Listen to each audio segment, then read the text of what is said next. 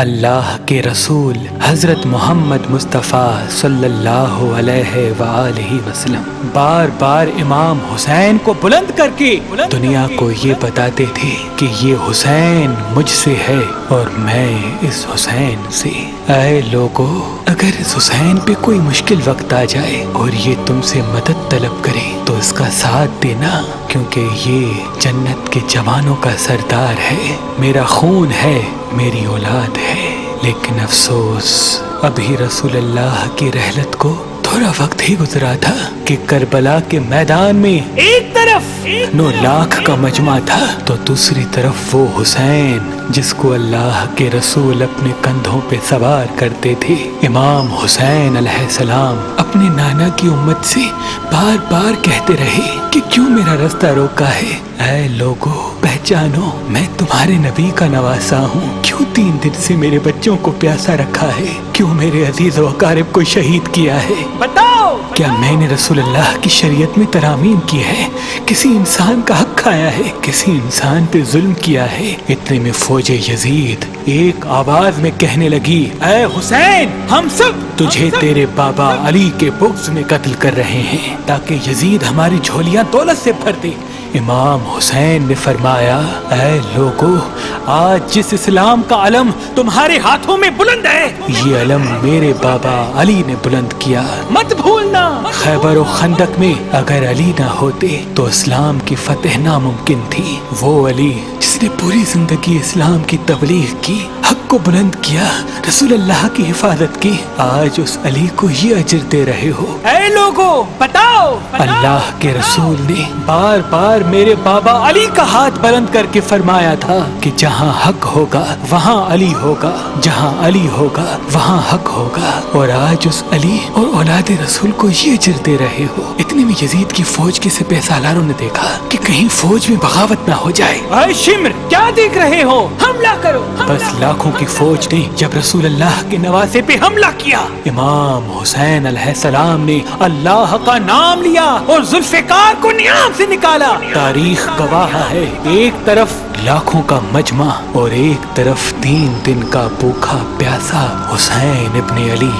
زمین پہ اس طرح کی جنگ پہلے کبھی نہیں دیکھی تھی کہ ایک تنہا انسان لاکھوں کے مجمع کو اس طرح سے فنار کر رہا ہے کہ فوج اشکیا واپس پلٹ کے بھاگنے لگی۔ امام حسین فوج یزید سے مخاطب ہو کے فرماتے ہیں، آؤ، 3 دن کے بھوکے کی جنگ دیکھو، 3 دن کے پیاسے کی جنگ دیکھو، رسول کے اس نواسے کی جنگ دیکھو، اس کی جنگ دیکھو جس کا جوان بھائی مارا گیا، جس کے جوان بیٹی کو نظروں کے سامنے قتل کیا گیا، جس نے اپنے ہی ہاتھوں سے اپنے بچے کی قبر بنائی۔ امام حسین شیر کی طرح فوج یزید سے لڑ رہے ہیں۔ اتنے میں آواز غیب آتی ہے، حسین، تیرا اللہ تجھ سے راضی ہوا۔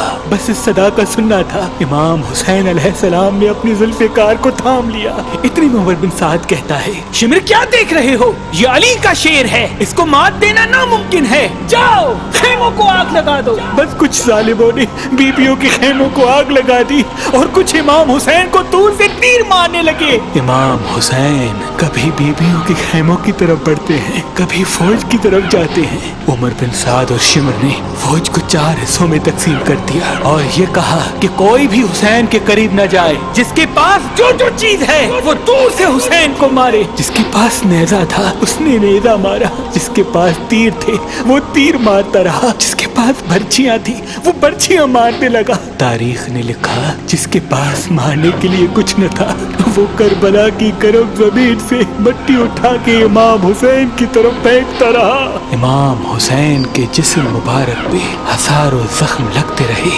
آپ کے جسم مبارک پر اتنی تیر تھے کہ آپ کا جسم مبارک نظر تک نہیں آ رہا تھا۔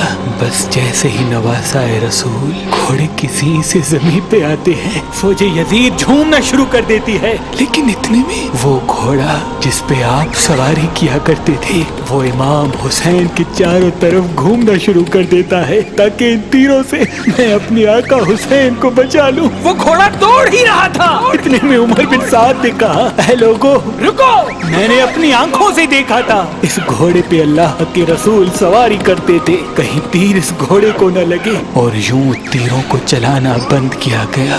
افسوس ہے ان لوگوں کو اس گھوڑے کا تو احترام معلوم تھا جس پہ رسول اللہ سواری کیا کرتے تھے، لیکن اس حسین کا احترام بھول چکے جن کو اپنے کندھوں پہ سوار کر کے امت کو دکھایا کرتے تھے۔ بس امام حسین علیہ السلام زمین کربلا پہ اپنا سر رکھ کے اللہ کا شکر کر رہے ہیں، اور وہاں فوج یزید کے مختلف سپاہی امام حسین کا سر کاٹنے کے لیے قریب آتے ہیں۔ جو بھی قریب آ کے امام حسین کے سر کو دیکھے تو اسے امام حسین کے چہرے میں رسول اللہ کا چہرہ نظر آئے اور وہ چیخ کے دور چلا جائے۔ اتنے میں شمر کہنے لگا یہ کام مجھ سے ہی ہونا ہے۔ جیسے ہی شمر نے خنجر امام حسین کے گلے پہ رکھا تو وہ دیکھے امام حسین کے لب ہل رہے ہیں۔ اس نے سوچا ہم نے حسین کا پورا خاندان قتل کر دیا، 3 دن تک حسین کے بچوں کو پیاسا رکھا، شاید حسین ہمیں بد دعا دے رہے ہوں گے، سننے کے لیے کان قریب کرے تو کیا سنے۔ امام حسین علیہ السلام اللہ کی دربار میں اللہ کی نعمتوں کا شکر کر رہے ہیں کہ اے اللہ تیرا شکر ہے کہ اس عظیم امتحان کے لیے تو نے اس حسین کو چنا۔ اتنے میں امام حسین نے آنکھیں کھولی اور شمر سے کہا اے شمر کیا تو نہیں جانتا میں رسول اللہ کا نواسا ہوں، جنت کا سردار ہوں، حق پہ ہوں، بے جرم ہوں۔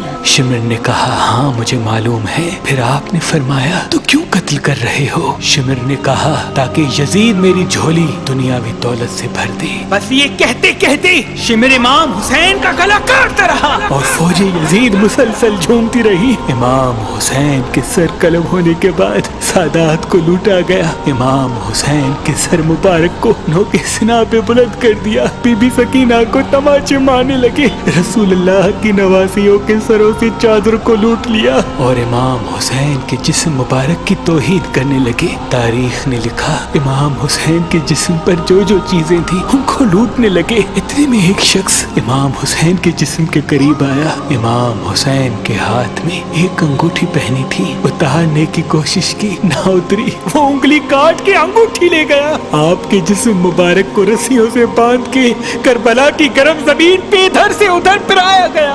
اتنے میں عمر بن سعد نے کہا اے شمر حسین اور اس کے ساتھیوں کی لاش کا وہ حشر کرتے ہیں کہ رہتی دنیا تک کوئی بھی یزید کے خلاف آواز نہ اٹھائے، سب کے جسم سے سروں کو کاٹ لو اور سب کی لاشوں کو پامال کر دو۔ زمین کربلا گواہ ہے، کہیں سے کوئی قبیلہ اٹھ کے آتا ہے اور کہتا ہے کہ ہم حر کی لاش کو پامال ہونے نہیں دیں گے، کہیں بی بی ام لیلا کا قبیلہ آ کے کہتا ہے کہ ہم علی اکبر کا لاشا پامال ہونے نہیں دیں گے، کہیں بی بی رباب کے قبائل کے لوگ کہتے ہیں ہم علی اصغر کا لاش پامال ہونے نہیں دیں گے۔ ایک ایک شہید کی لاش پامال ہونے والی جگہ سے ہٹائی گئی، تاریخ گواہ ہے صرف رسول اللہ کا اکیلا نواسا کربلا کی گرم زمین پہ پڑا رہا اور مغرب کے گھوڑے مشرق کی طرف، مشرق کے گھوڑے مغرب کی طرف دوڑتے رہے۔ امام حسین کا جسم پامال ہوتا رہا۔ امام جعفر صادق علیہ السلام فرماتے ہیں میرا سلام ہو میرے اس غریب دادا پر جس کی لاش کو اس طرح سے پامال کیا گیا کہ ان کی دائیں پسلیاں بائیں پسلیوں کی طرف چلی گئی اور بائیں پسلیاں دائیں پسلیوں کی طرف چلی گئی، جن کا سینہ اور پشت ایک ساتھ ہو گیا۔ سلام ہو میرے اس بے وطن دادا حسین پر جن کے جسم مبارک کے ٹکڑوں کو زمین کربلا پہ بکھیرا گیا۔ سلام ہو، سلام ہو، سلام ہو۔